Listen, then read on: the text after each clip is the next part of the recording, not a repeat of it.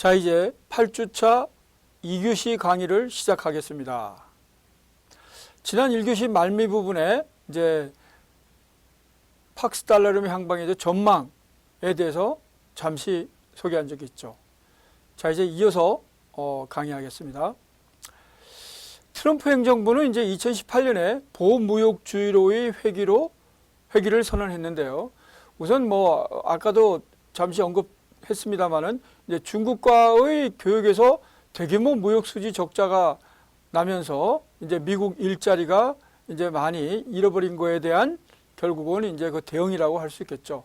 그래서 결국은 이제 중국 수입 제품에 대해서 관세를 대폭 올리면서 결국 2019년 20년 초반까지 물론 코로나 지금 19 사태로 인해서 지금 그 부분이 상당히 지금 이제 관심 밖에서 멀어져 있습니다만은 어쨌든 2019년에는 미국과 중국 간의 대규모 관세 전쟁이라고 할까요? 거기까지 이제 야기돼서 세계 경제에 지대한 관심과 영향을 미친 바 있습니다. 자, 이제 다시 이제 교재로 와서 세계 경제에서 차지하는 미국 경제의 비중이 하락하면서 달러화의 국제 유동성 딜레마는 더욱 심화될 거로 보여서 결국 달러화가 유일한 기축통화로서 역할은 점점 약해질 수밖에 없는 상황에 직면해 있는 것은 틀림없습니다. 자, 이제 세계 경제에서 차지하는 미국 경제의 비중이 하락하고 있는 것을 좀 더 구체적으로 살펴볼까요? 우선 월드뱅크의 자료에 따르면 국가별 글로벌 GDP 비중을 1978년과 2017년으로 나누어서 비교한 바가 있습니다. 우선 1978년은 이제 참 중국으로서는 중요한 해죠.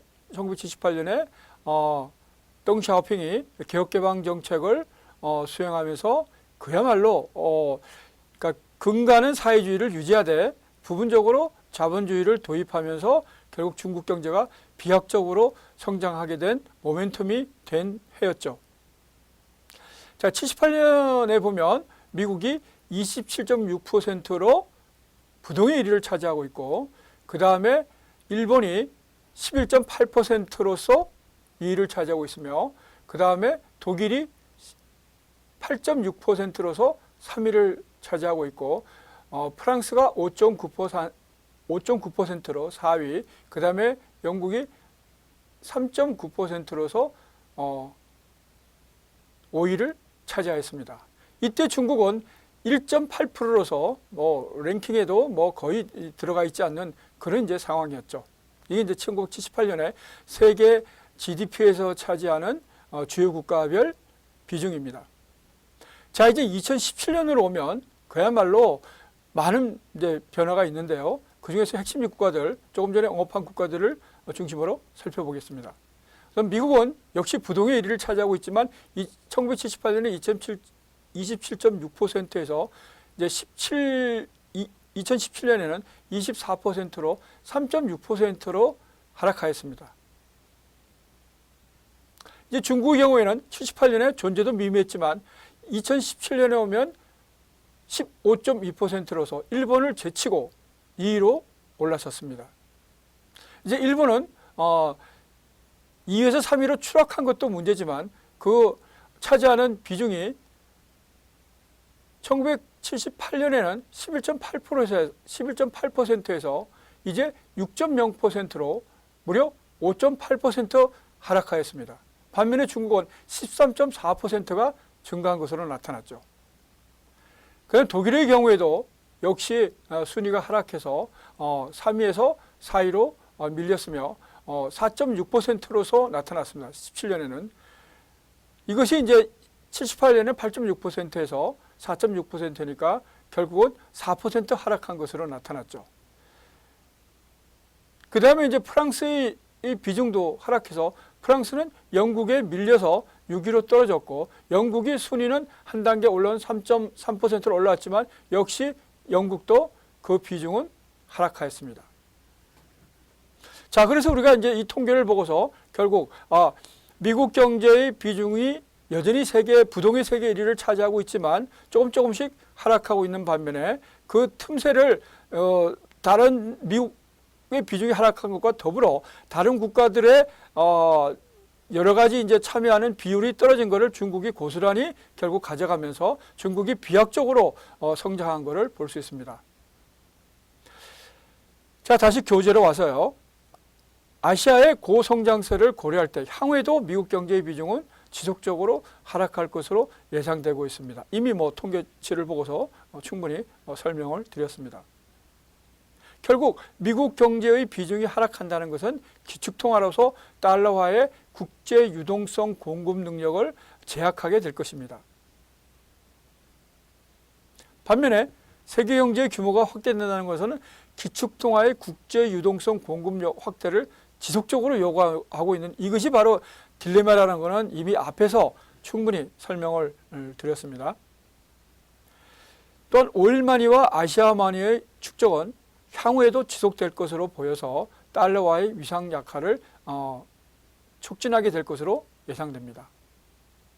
자, 이제 두 번째 전망인데요. 기축통화 독점 시대에서 과점 시대로 이행한다. 자, 이것은 아까 처음에도 말씀드렸듯이 적어도 향후 50년, 길게는 21세기 끝날 때까지 이러한 현상은 나타나지 않을 것으로 많은 국제금융의 전문가들이 예상하고 있습니다. 자, 유로화는 유럽 지역의 통합통화로서 위상을 더욱 강화하면서 기축통화로서 역할을 확대해 나갈 것으로 전망이 된 바 있죠. 그러나 이제 아까도 말씀드렸습니다만 2011년 남부 유럽의 재정 위기뿐만 아니라 2016년에 영국의 EU 탈퇴, 그리고 최근에 이탈리아, 프랑스 경제의 침체 상황으로 인해서 그야말로 지극히 불투명한 그런 상황이 있다고 얘기할 수 있습니다. 그 다음에 또 하나 이제 예상해 볼 수 있는 건 일본의 엔화, 그 다음에 중국의 위안화인데요. 물론 상당히 이제 아직까지 이게 기축통화로 언급할 그런 위상이 있지는 않습니다만은 어쨌든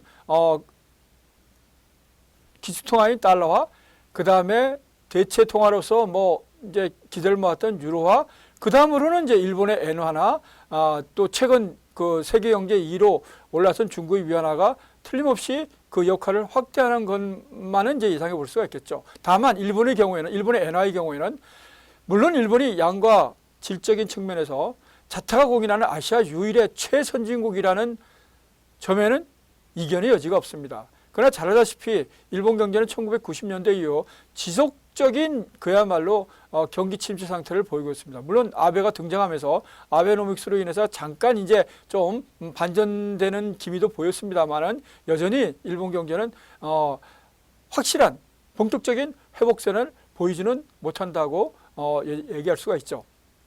자, 어쨌든 일본 경제가 차지하는 이런 위상으로 볼 때, 또 일본의 여러 가지 이제 과학 기술적인 위상으로 볼 때, 또 산업 경쟁력인 측면에서 볼 때 결국 일본은 국제유동성을 공급하는 그야말로 세계 금융시장에서 일정 부분의 영향력은 지속할 것으로 보입니다. 적어도 이제 지금은 동남아가 중국의 영향권에 많이 정말 확대되고 있습니다만은 이 동남아 지역, 특히 태국을 비롯한 이 동남아 지역이 일본 제품의 영향권 하에 있으면 그야말로 자명한 사실입니다. 그래서 일본을 비롯한 최소한 동남아 지역에서 엔화의 그야말로 국제통화로서의 어떤 역할은 충분히 할 수 있다고 보여집니다.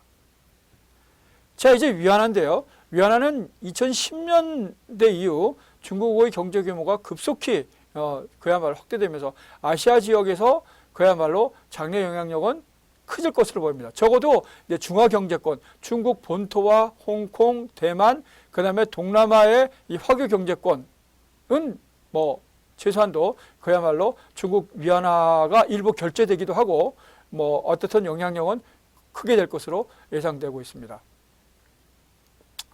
따라서 결국은 우리 한국 기업이나 우리 정부로서는 세계 기축통화의 변화되는 과정에 효과적으로 대응할 필요가 있겠습니다. 우선 직접적으로는 외환 보유고의 보유 통화 비중을 다변화할 필요가 있고요.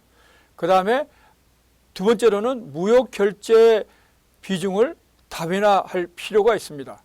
또한 아시아 통합이 아직까지는 뭐 논의되고 있지 않지만 향후에 그야말로 논의될 가능성에 대비해서 아시아 영내 금융시장의 활용 방안을 강구할 필요도 있겠습니다. 그 다음에 중국 주도로 아시아 인프라 투자은행 AIIB라고 하는 이게 창설된 바가 있고 우리도 거기에 참여하고 있습니다.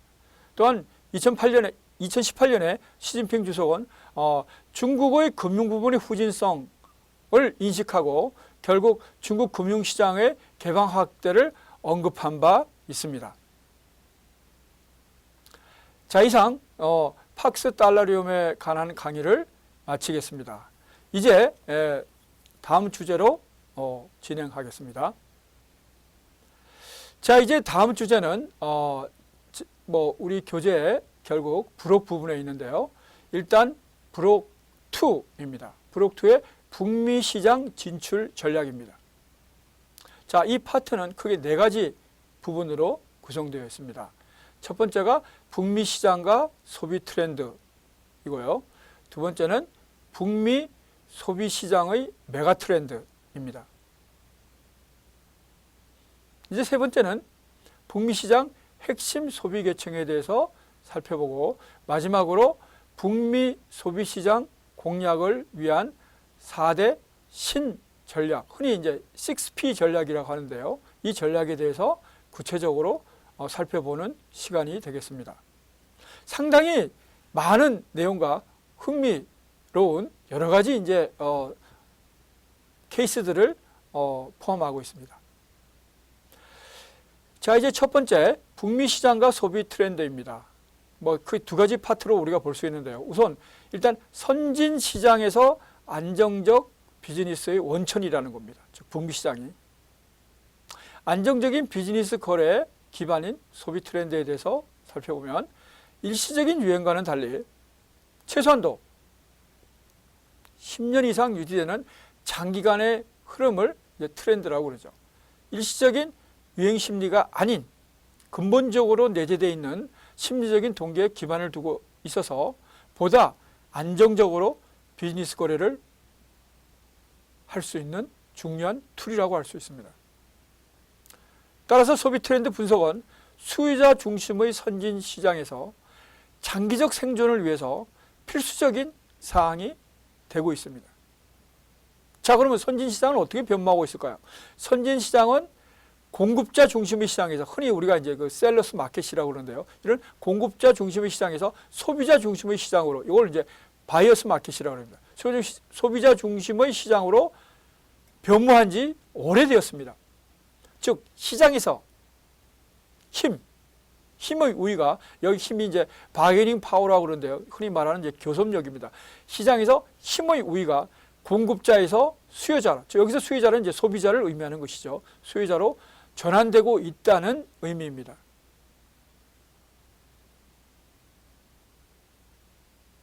자, 그러면 자유무역 협정을 확산되는 것도 우리가 이제 2000년대 이후에는 흔히 자주 보는 현상인데요. 이 자유무역 협정은 흔히 이제 FTA라고 그러죠. Free Trade Agreement, 약자인 FTA인데 이 FTA 확산을 통해서 시장 개방이 확대되고 또 흔히 우리가 ICT라고 그러죠. 정보통신기술. 이 정보통신기술의 발달로 거래 비용이 감소되고 수입 소비재와 국산 제품의 구분이 무의미해져서 이 같은 경향은 더욱 심화되고 있습니다. 조금 전에 언급한 인도 소비 트렌드라는 현상이 더욱 심화되고 있다는 것이죠. 자, 그러면 이제 미국 시장의 경우에는 특히 지금 이제 북미 시장을 하고 있으니까요. 나중에 이제 캐나다 시장도 구분해서 살펴보는 시간이 있겠습니다. 흔히 미국 시장은 소비자 니즈에 맞춘 소량 주문이 보편화되어서 상품의 적게 공급이 가장 중요한 때 필요한 때 공급이 돼야 된다는 것이죠. 상품이. 이게 중요시되고 있는 시장입니다. 그래서 소비자의 행동 패턴을 면밀하게 분석해서 신속하게 대응해야 하겠습니다. 자, 일단 이제 소비 트렌드를 제대로 이제 파악해야지 새로운 수익 원천이 발생한다고 이제 언급했는데요. 자, 소비 트렌드를 세부적으로 잘 파악하게 되면 결국은 사업 환경 전체를 구성하고 있는 미세한 미세한 특성들을 인식할 수 있게 됩니다. 현재의 틈새 시장, 흔히 이제 니치 마켓이라고 그러죠. 현재의 틈새 시장을 발굴하거나 미래의 신시장을 예측할 수 있게 된다는 의미입니다. 따라서 소비 트렌드를 분석한다는 것은 소비 시장에 유연하게 대응하는 차원을 초월해서 시장을 선도하기 위해서, 즉 앞에서 이끌어 나간다는 거죠. 시장을 선도하기 위해서 중요한 사항이 되고 있습니다. 자, 포스트 FTA 시대의 기업 전략으로서 결국 수요자 중심의 시장 접근을 지적할 수 있겠습니다. 여기서 한 4가지를 지적할 수가 있는데요. 우선 첫 번째 보면은 소비 트렌드의 선두주자로서의 북미 시장이라는 것입니다. 북미 시장이 결국 소비 트렌드를 앞에서 끌고 나간다는 의미입니다. 자, 북미 시장은 이 같은 전 세계적인 소비 트렌드를 리드할 수 있는, 즉 선도할 수 있는 그런 선두 지역으로서 이 지역의 트렌드를 파악한다는 것이 결국 전 세계적인 유망 상품을 예측할 수 있는 기반을 구축한다는 의미입니다. 즉, 뭐 흔히 이런 얘기가 있죠. 흔히 이제 결국 뭐 기업을 경영하시는 분들, 특히 이제 마케팅 전문가들, 북미 시장에서 성공하는 것이 곧 진정한 성공이다. 왜냐하면 뭐 시장 뭐 이런 인구로 보면 시장이 뭐 중국이 제일 크다고는 할 수 있겠지만 중국은 이제 편차가 너무나 큽니다. 이게 편차가 너무나 커서 결국 결국 미국의 인구가 중국의 결국 4분의 1에 불과하지만 인구 3억 3천만 명이 비교적 물론 뭐 일부 소수 인종, 흑인, 특히 히스패닉의 불부채라들은 소득이 좀 낮긴 하지만 전반적으로 소득이 그래도 크게 벌어지는 다른 지역과 이건 이제 상대적인 비교를 해야죠. 절대적인 기준이 아닌 비교해서 그러니까 크게 큰 편차가 나지 않는 그런 이제 대표적인 선진국이죠. 제가 뭐 미국에 7년 있었습니다만은 물론 공부하는 중에 이제 방학 중에 뭐 이제 시간이 날 때 가족 여행도 하면서 또 미국에 숙부님도 살고 계셔서 뭐 저 북부의 미시간 쪽에 이렇게 뭐 가보고 다른 또 뭐 친구들을 또 아니면 뭐 가족 여행을 통해서 미국의 많은 지역을 이렇게 여행한 그런 경험이 있습니다. 그래서 미국은 뭐 이제 도시 제일 큰 도시가 뭐 뉴욕, LA, 시카고, 기타 뭐 많은 이제 큰 도시들이 있죠. 달라스라든가 뭐 아틀란타 뭐 등등 많은 도시들이 있습니다. 큰 도시들이. 그러나 조그마한 소도시에 가도 기본적으로 그야말로 시민들이 불편함이 없이 살아갈 수 있게 돼 있습니다. 여러 가지 이제 뭐 문화적인 시설, 쇼핑센터, 그 다음에 의료시설, 학교, 금융기관 이런 것들이 규모가 좀 작긴 하지만 다들 다 있어요. 크게 뭐 그렇게 불편을 느끼지 않습니다. 그러니까 이 지역 간의 차이도 적은 편이고 그 다음에 전반적으로 이제 소득 수준의 편차가 상대적으로 적다는 의미죠. 그리고 이미 뭐 소득이 6만 달러 플러스 마이너스의 그야말로 고소득 국가이고 평균적으로 보면요. 그래서 결국 이런 얘기를 할 수 있는 겁니다. 다시 이제 교재로 돌아오면 소비 트렌드는 결국 고객 세분화를 위한 유용한 수단이라는 것이죠. 이제 전 세계적으로 소비가 양극화되는 등 고객 니즈가 매우 다양해지면서 세계 주요 글로벌 기업들에게는 어떻게 하면 고객을 세분화해서 관리하는가가 중요한 과제가 되고 있죠. 즉 고객이 다 같은 고객이 아닌 것이죠. 즉 고객을 여러 이제 뭐 부류로 결국 분류해야 되는 것이죠. 뭐 예를 들면 연령별, 소득별, 교육별, 뭐 성별, 뭐 그다음에 지역별 이렇게 그야말로 뭐 한 국가 내에서도 지역에 따라서 특히 미국이나 뭐 중국이나 이렇게 어마어마하게 이제 큰 지역을 관할하고 있는 국가로서는 지역별 편차도 상당히 심한 편이죠. 우선 뭐 미국 시간대가 몇 개 있지 않습니까? 그리고 기후도 상당히 이제 다르고요. 한 국가 내에서.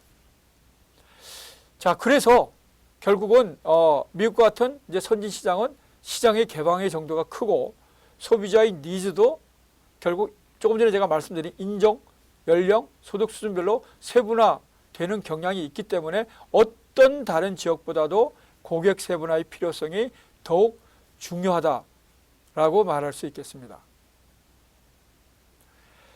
자, 이제 세 번째는 선진 시장에서 신흥 경쟁국가 제품과의 치열한 경쟁에서 탈피해서 기업 경쟁력을 높일 수 있는 계기를 마련할 수 있다는 겁니다. 그러니까 중요한 기회가 될 수 있다는 얘기죠. 자, 우리가 뭐 기업뿐만 아니라 국가도 마찬가지고 개인도 마찬가지입니다. 그러니까 기회는 다 주어지죠. 다만 그 기회에 대해서 정말 그것이 소중한 기회라면 그것을 맞이할 수 있는, 그것을 내가 활용할 수 있는 대비, 준비가 잘 되어 있어야죠. 그 얘기를 지적한 것이죠. 즉 경쟁의 승자가 시장을 독식하는, 이게 파이오니어 어드밴티지라고 그럽니다. 파이오니어는 개척자, 뭐 선구자 이런 뜻이죠. 그러니까 시장을 먼저 개척하는 자가 그 시장이 가지고 있는 이익의 상당 부분을 가져간다, 이런 겁니다. 이게 이제 결국 승자 독식이라는, 파이오니어 어드밴티지라는 용어로 경영학에서는 설명하고 있습니다. 그래서 이러한 그 경쟁의 승자가 시장을 독식하는 글로벌 비즈니스 환경에서 시장의 다양화는 철저히 준비된 기업에게는 기회가 될 수 있습니다. 조금 전에 제가 언급한 바와 같이. 그러나 그렇지 못한 기업에게는 중대한 위기가 되는 것이죠. 기회이자 위기입니다. 도전이자 위기입니다. 중국, 일본, 베트남, 인도, 멕시코 등 다양한 국가와의 수출 경쟁이 격화되고 있는 이런 북미 시장에서 수출 대상국의 소비 트렌드와 핵심 고객층, 즉 코어 커스터머즈라고 그러죠. 코어, 이게 핵심이죠. 핵심 고객층에 대한 분석은 더욱 중요한 이슈가 되고 있죠. 또한 이제 포스트 코러스 FTA, 즉 한국과 미국 간의 FTA가 뭐 최근에 다시 이제 재개정돼서 지금 발효되고 있습니다만은, 뭐 국가 간의 FTA가 한번 됐다고 해서 그게 영원 불변하게 가는 것은 아니죠. 그때 예상하지 못했던 여러 가지 새로운 이슈들이 나타나거나, 또한 어느 한편에 과도하게 불리하거나 유익하다면 그것은 국가 간의 협상에서 개정되거나 수정돼야 되는 것이죠. 그래서 결국은 이제 이런 중장기적인 차원에서 미국 시장을 공략하기 위해서 수혜자 중심의 시장 진출 전략을 조속히 강구할 필요가 있습니다. 이는 관세와 비관세 장벽이 제거되면서 경쟁 조건이 유사해지게 되고 결국 소비자의 니즈를 파악하는 것이 핵심 사항이 되고 있기 때문이다. 자, 이제 두 번째 살펴볼 그런 사항은 북미 소비 시장의 메가 트렌드입니다. 자, 여기서 이제 메가 트렌드라는 용어는 한번 살펴보겠습니다. 메가 트렌드라는 용어는 미국의 미래학자 존 나이스비트가 자신의 저서 메가 트렌드에서, 그 저서 이름이 메가 트렌드입니다. 자신의 저서 메가 트렌드에서 유래한 용어입니다. 즉 이 얘기는 현대 사회에서 일어나고 있는 그냥 조류가 아니고, 우리가 트렌드라고 그러면 조류라고 그랬죠. 메가 트렌드, 거대한 조류를 의미한다고 할 수 있습니다. 그냥 조류 정도가 아닌 거대한 조류라는 것이죠. 거대한 흐름이라는 것이죠. 자, 이제 미국에 대해서 살펴보면, 자, 미국은 뭐 주장하는 바와 같이 부동의 세계 최대의 소비 시장입니다. 자, 일단 뭐 통계를 보면 미국의 국내 총생산은 2005년 기준에 12조 5천억 달러로서 전 세계 GDP의 20%를 넘고 있고, 구매력 평가 기준, 이거는 이제 물가 수준을 고려한 것이죠. 구매력 평가 기준으로 중국의 1.5배, 일본의 3배, 독일의 5배 이상입니다. 또한 전체 GDP의 약 70%를 개인 소비 지출이 차지하는 소비 대국으로서 지속적인 성장세를 유지하고 있습니다. 우리가 흔히 뭐 국민소득 우리가 이제 구성하는 게 소비, 투자, 그 다음에 정부 수출에서 정부 수입을 뺀, 그 다음에 대부분이 있고, 그 다음에 정부 지출이 있죠. 자, 이렇게 구성되어 있는데 그 중에서 C의 역할이 이제 가장 큽니다. C가 이제 보면 주요 선진국들이 뭐 70%에 육박하고 있거나 70%를 넘어가고 있습니다. 자, 미국은 이제 대표적으로 이 선진적인 국가 소득 구조를 가지고 있다는 것이죠. 자, 소비가 왜 중요한 것인가? 소비가 돼야지 결국 기업이 생산이 원활해지는 것이죠. 소비가 되지 않으면 결국 기존의 제품들이 재고로 남아 있거나 아니면은 다음 생산에 차질을 빚게 되겠죠. 자, 이것이 고용에 영향을 미치게 되고, 이 고용이 결국 소득에 영향을 미쳐서 다시 이게 악순환되게 되겠죠. 그래서 그만큼 이제 경제에서 소비가 중요하다는 것입니다. 소비가 되지 않으면 결국 생산이 되지 않는 것이고, 생산이 되지 않으면 고용에 결국은 유지하기가 힘들게 됩니다. 고용이 힘들게 되면 결국 소득이 끊어지는, 그래서 실업의 상태가 발생하는 것이죠. 자, 지금 우리 정부뿐만 아니라 전 세계가 코로나19 사태로 또 소셜 디스턴싱, 사회적인 거리 두기 하면서 또 뭐 이렇게 상당히 또 격리되기도 했었죠. 그러면서 결국 소비가 되지 않은 것입니다. 물론 이제 여기에서 이제 온라인 쇼핑은 활성화돼서 좀 이렇게 상대적으로 뭐 이렇게 활성화된 그런 부분도 있긴 하지만, 소비는 온라인만 있는 게 아니죠. 오프라인도 있고 또 뭐 물건만을 소비하는 게 아니지 않습니까? 사람들이 이동하면서 여행하면서 거기서 파생되는 여러 가지 이제 그야말로 소비 행태가 있을 텐데, 이런 것들이 다 결국은 상당히 이제 몇 개월간 그야말로 어마어마하게 악영향을 미치면서 결국 각국마다 지금 뭐 재난지원금이라 해서 정도의 차이는 있지만 또 금액의 차이는 있지만 국민에게 지급되고 있는 상황이죠. 자, 2교시 강의를 여기서 마치겠습니다.